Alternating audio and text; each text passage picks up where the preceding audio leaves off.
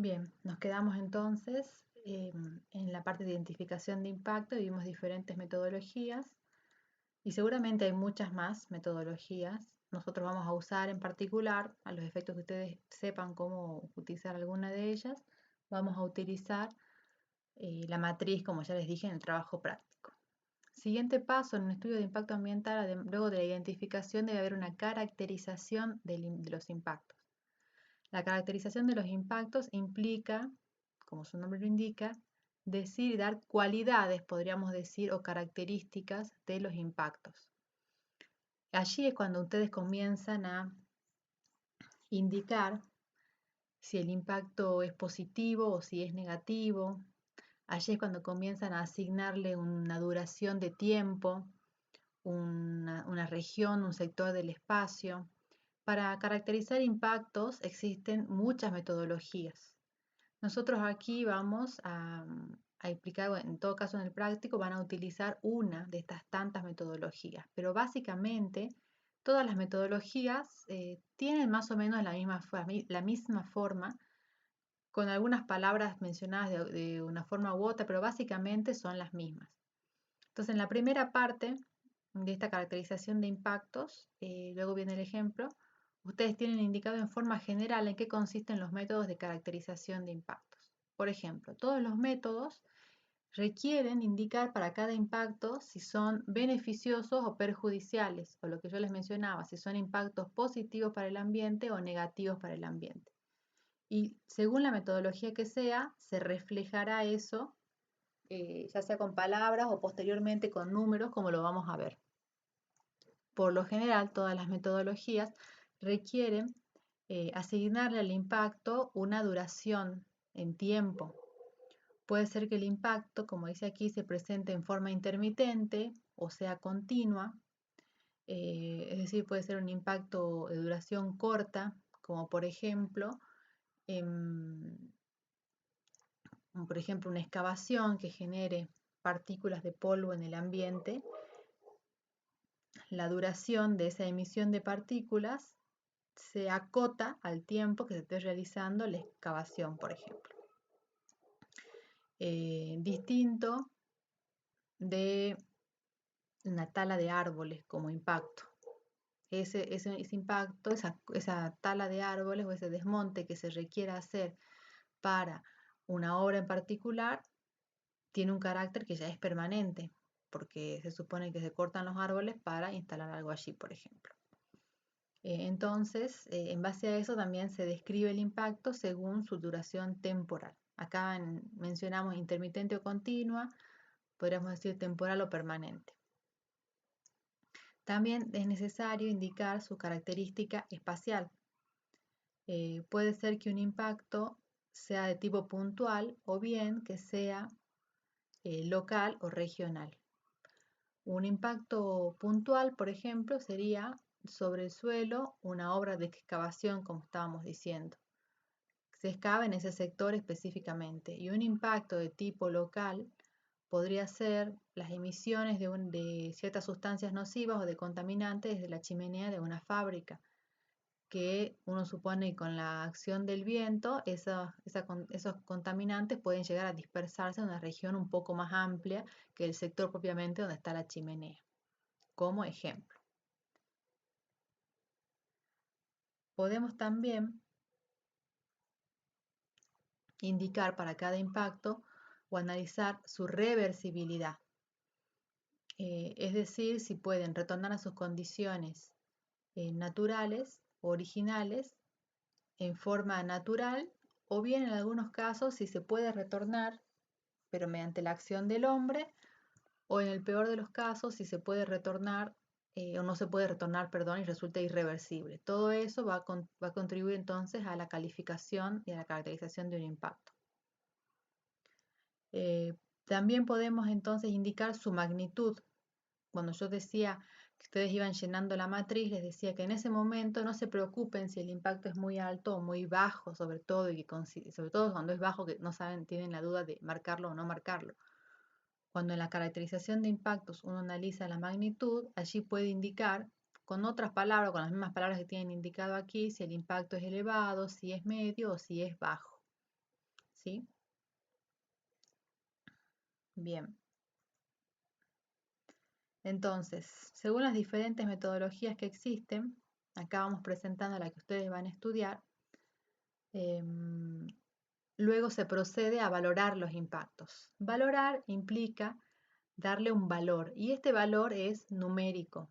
Para ello es necesario inicialmente realizar la caracterización porque cada una de las características que le dimos al impacto casi siempre va asociada o siempre va asociada a un número. Y seguramente todos estos números, según qué características fuimos nombrando, se relacionan mediante una ecuación que finalmente nos va a permitir darle un valor numérico al impacto. Entonces, cuando comencé esta segunda parte del video, hablamos de darle las características al impacto, es un poco describirlo al impacto con palabras, con sus cualidades.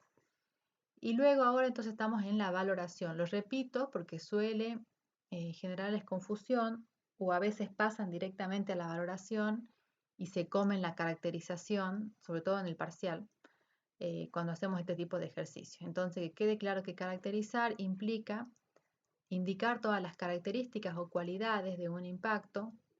Como les dije, según la metodología que se utilice, pueden ser las palabras diferentes, pero básicamente todas los caracterizan a los impactos según la duración del tiempo, según la región que ocupan, según si son o no reversibles, si son beneficiosos o perjudiciales, entre otros.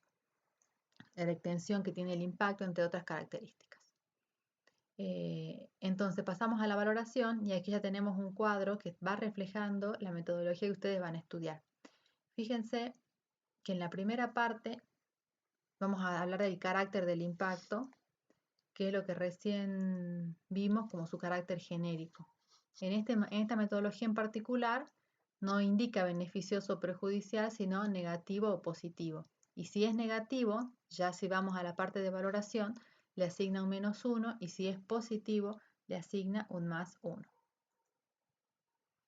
Luego hablamos de la magnitud del impacto. Para hablar de la magnitud en esta metodología, a esa magnitud la describimos con la palabra intensidad, la intensidad del impacto, esta metodología que estamos viendo, que es la que van a usar ustedes en el práctico. En vez de usar la palabra magnitud, usa la palabra intensidad, pero se refiere a lo mismo. Y para ello, en esta metodología en particular, se cruzan dos características: el grado de perturbación de ese impacto y el valor ambiental del componente del medio que está siendo afectado, ¿sí? Entonces, supongamos que tenemos estamos analizando el impacto en el aire de una excavación. De una excavación que se realiza en forma manual, supóngase. No es lo mismo, por ejemplo, trabajar haciendo una excavación en forma manual que hacer una excavación con una máquina. Si les pregunto cuál ustedes consideran que puede llegar a generar más polvo, y lo más probable es que todos me respondan que con una maquinaria, ¿sí? Entonces, supongamos que analizamos el impacto de una excavación que se realice en forma manual. Entonces yo les pregunto, cuando analizamos el valor ambiental, para poder dar la característica de intensidad, vamos a decir, ¿qué valor ambiental tiene? Si hablamos del aire, el aire. Y la mayoría me diga, y por lo menos tiene un valor alto o muy alto, ¿sí? El aire que respiramos. Vamos a ponerle alto. Entonces nos situamos aquí en esta columna. Entonces el valor ambiental del componente que estamos analizando es alto y la intensidad o la perturbación del impacto que estamos analizando, que es la excavación propiamente, como la estamos realizando y la emisión de polvo, perdón, la emisión de partículas es lo que estamos analizando, como estamos realizando una excavación en forma manual, lo más probable es que sea suave porque esa generación de partículas seguramente no va a ser tan alta porque se realiza en forma manual. Cruzamos entonces la columna de impacto alto con la columna de suave y resulta que la intensidad nos indica que es mediana. Cuando caractericemos entonces el impacto, vamos a decir que es de intensidad mediana y cuando lo valoremos, ¿qué número le asignaríamos? El número que está a la par.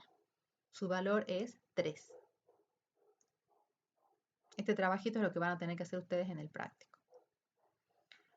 Luego dijimos que hablamos de la extensión temporal de los impactos, que podían ser continuos o transitorios. En esta metodología a eso lo califica como duración del impacto. Entonces, cuando lo caracterizamos, vamos a decir si el impacto es de corto plazo o de mediano plazo o de largo plazo. En particular, en esta metodología, el corto plazo lo llama a cualquier impacto que sea menor a 2 años, mediano plazo entre 2 y 10 y largo plazo más de 10 años. Por ejemplo, si yo analizo un desmonte y estoy analizando la tala de árboles, ese es un impacto que va a tener una duración seguramente mayor que 10 años. Lo caracterizo entonces diciendo si es de corto, mediano o largo plazo y asociado a esa característica tenemos un valor. Entonces, si es de corto plazo, el valor será 1, si es de mediano plazo será 2, si es de largo plazo, el valor será 3. Luego dijimos que se indicaba la región espacial que podía llegar a afectar este impacto. En esta metodología eso lo llamamos extensión. Y puede ser puntual, como decíamos, por ejemplo, la excavación que dábamos de ejemplo, o puede ser local o regional si, por ejemplo, analizamos los contaminantes que salen por una chimenea. En base a ello, al impacto le asignamos 1 si es puntual, porque sería algo más localizado, 2 si se extiende ya a una región un poco más amplia, como va describiendo acá, del área del proyecto, o bien regional si se extiende más allá del área del proyecto.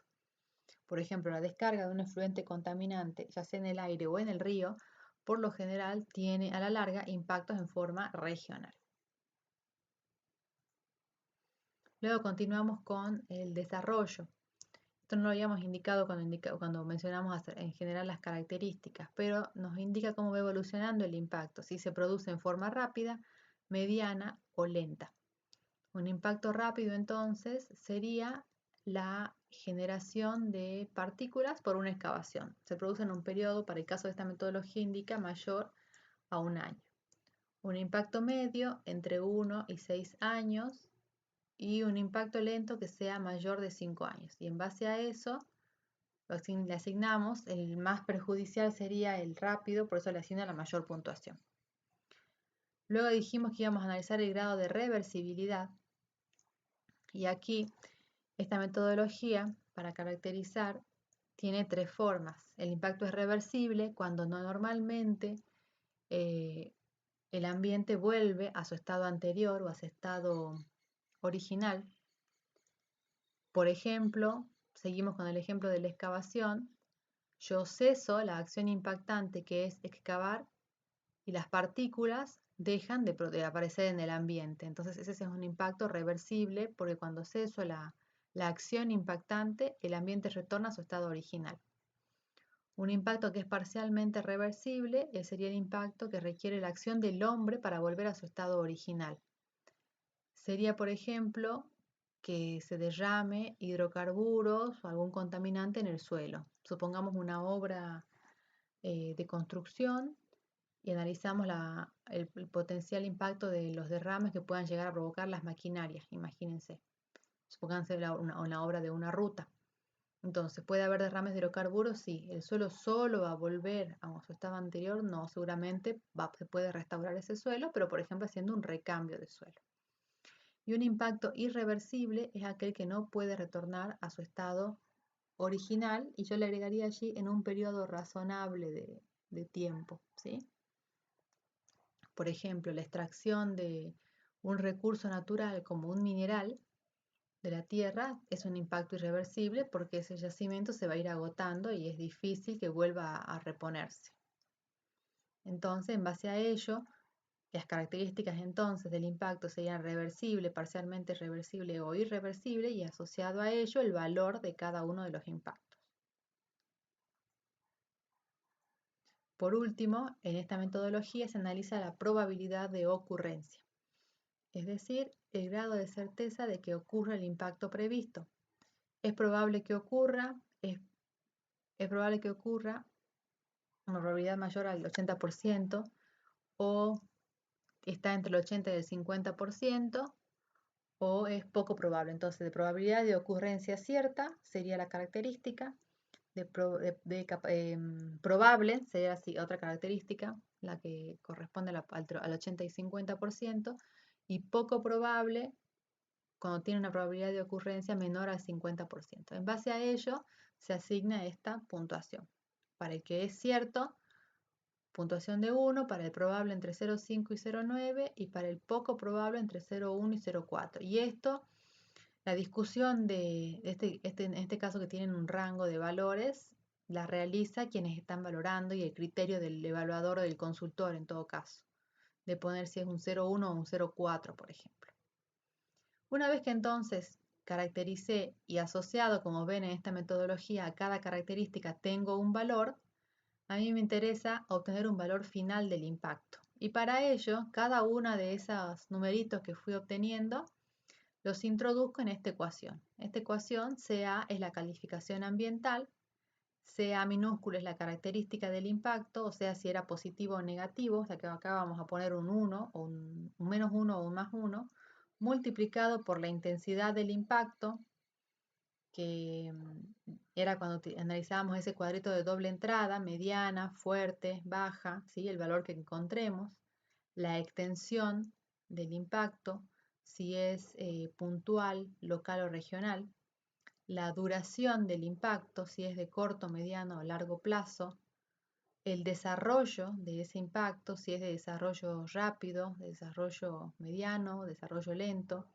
la reversibilidad del impacto, si es reversible, parcialmente reversible o irreversible, y la probabilidad de ocurrencia, cerramos el paréntesis y termina siendo multiplicado por la probabilidad de ocurrencia, y esta probabilidad de ocurrencia son los últimos numeritos que vimos, que si tiene una probabilidad de ocurrencia cierta es un 1, si es poco probable entre un 0,5 y un 0,8, y 0,9, perdón, y entre un 0,1 y un 0,4 si es prácticamente poco probable que ocurra. Entonces, de asignar todos los numeritos a cada característica que ya mencionamos, vamos a obtener, los introducimos en esta ecuación y obtenemos un número, un valor para cada impacto o bien una calificación ambiental. Vamos a obtener entonces números que pueden ir hasta el valor de 20. Entonces vamos a decir que los impactos son bajos cuando el valor nos da entre 0 y 7, medio en este caso entre 8 y 15 y alto entre 16 y 20. Aclaro que estos números son particulares para esta metodología. Puede que ustedes encuentren otra metodología que en lugar de usar 1, 2 y 3, que son los números que utiliza esta básicamente para valorar, utilice 1, 5 y 10, por ejemplo. Y obviamente en ese caso, los valores finales de cada impacto estarán acorde a la escala numérica que esté utilizando la metodología que hayan elegido. Aquí yo simplemente quiero que ustedes conozcan la dinámica de cómo trabajar con una metodología de caracterización y valoración de impactos. Entonces, para este caso en particular, vamos a poder calificar los impactos en bajo, mediano, alto, según qué valores obtenga. Y entonces, fíjense que vamos a calificar a partir de ese número a los impactos que sean positivos, o sea, los que hayamos tenido en las características un más 1, a los que sean positivos altos o medios, los vamos a llamar positivos relevantes, y a los que sean positivos bajos los llamamos positivos menores. A los impactos negativos altos y o medios los llamamos negativos mitigables. Y fíjense, acá esta metodología me indica que van a ser aquellos impactos objeto de la implementación de medidas. Ya habíamos hablado de las medidas, que una vez que se identifican los impactos, hace falta implementar medidas para los impactos que son negativos sobre todo. Y llamamos negativos menores a los impactos negativos bajos. Entonces, si seguimos las partes del estudio de impacto ambiental, ya habíamos hablado de la descripción del proyecto, hablamos del inventario ambiental, que podría ser un inventario o un diagnóstico ambiental, y luego venía la identificación, caracterización y valoración del impacto ambiental. También yo allí agregaría descripción del impacto ambiental. Es decir, contar un poco en qué consiste el impacto. Una vez que caracterizamos y valoramos, seguía la implementación de medidas, si recuerdan. Eso lo teníamos en el estudio de impacto dentro de lo que se llama plan de gestión ambiental. Las medidas pueden ser medidas de prevención, si son medidas que una vez que se implementan evitan que ocurra el impacto. Pueden ser medidas correctivas, si una vez que se implementan permiten mejorar o acondicionar ese ambiente a las condiciones originales.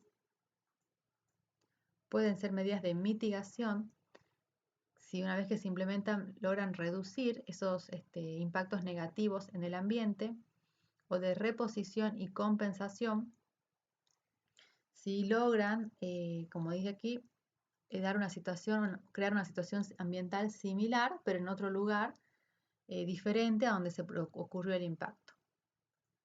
Una medida de prevención podría ser, por ejemplo, para evitar la formación para la dispersión de polvo cuando se realiza una excavación. Una medida muy común de prevención es humedecer el suelo de forma tal que cuando se esté excavando, ya sea en forma manual o bien con maquinaria, no se produzca emisión de partículas de polvo, ¿sí? Eso sería una medida de prevención.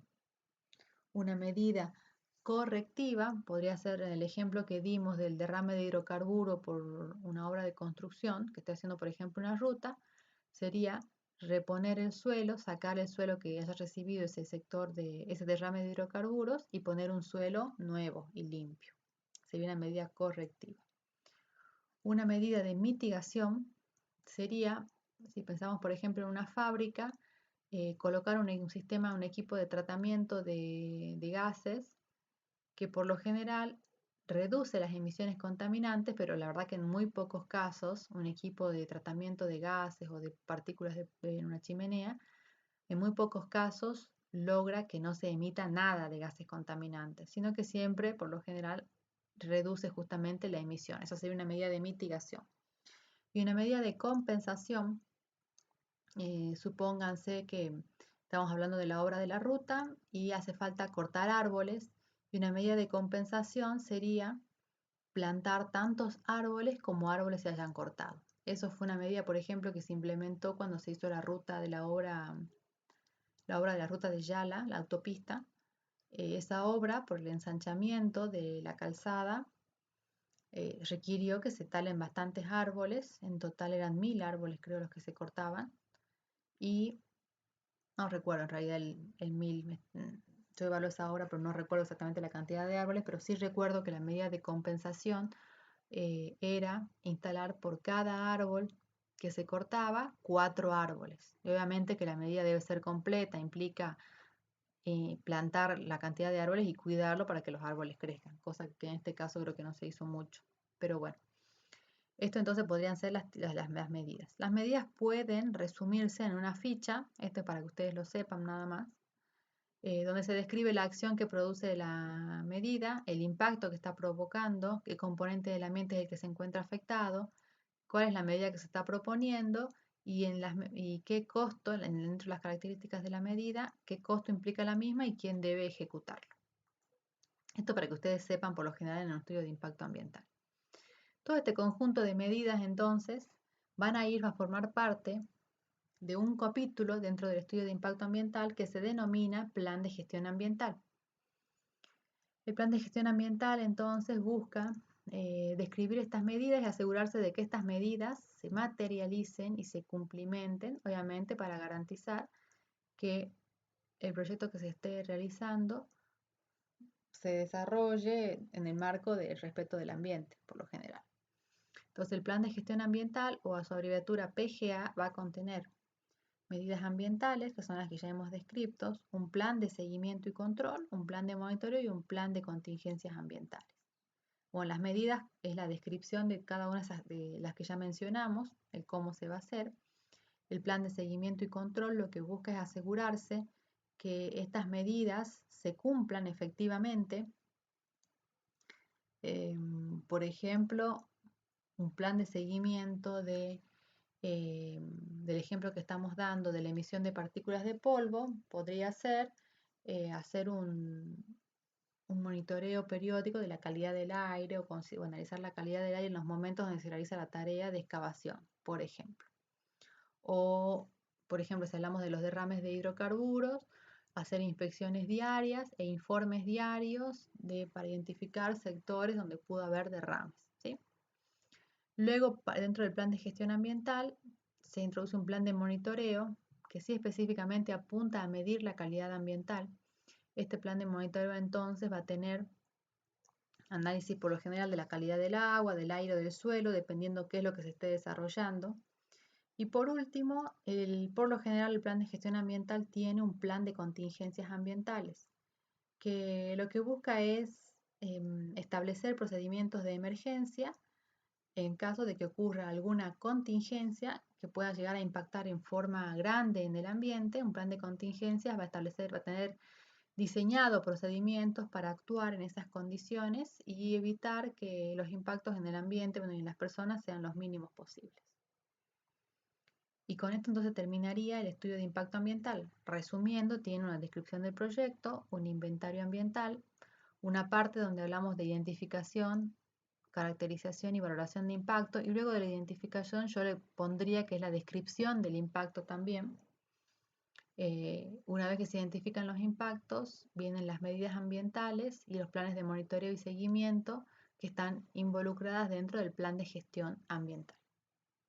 Y con eso entonces tendríamos lo que es el estudio de impacto ambiental. Para cerrar, un documento con todo este contenido es el que debe elaborar el consultor.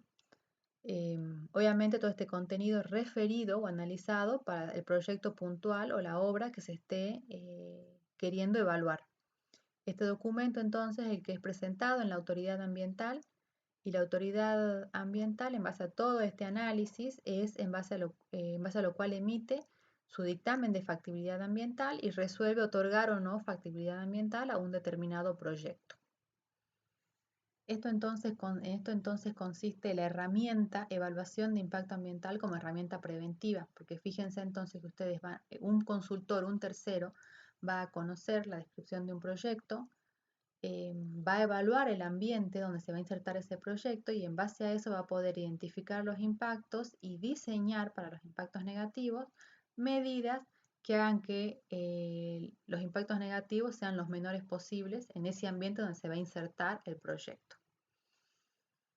Por eso decíamos en un principio que la evaluación de impacto ambiental es una herramienta preventiva, porque como yo conozco anticipadamente el proyecto, lo analizo en forma previa con un ojo ambiental para que cuando efectivamente se ejecute, si se autoriza, se implementen todas las medidas necesarias y los impactos negativos sean los mínimos posibles. Por eso es una herramienta preventiva de gestión ambiental, ¿sí? Bueno, espero que se haya entendido la evaluación de impacto ambiental como herramienta. Con esto terminaríamos esta clase y yo ahora voy a abrir el práctico para explicarles en qué es lo que van a trabajar. Para desarrollar este práctico tienen hasta la semana que viene, en realidad tienen toda la semana que viene.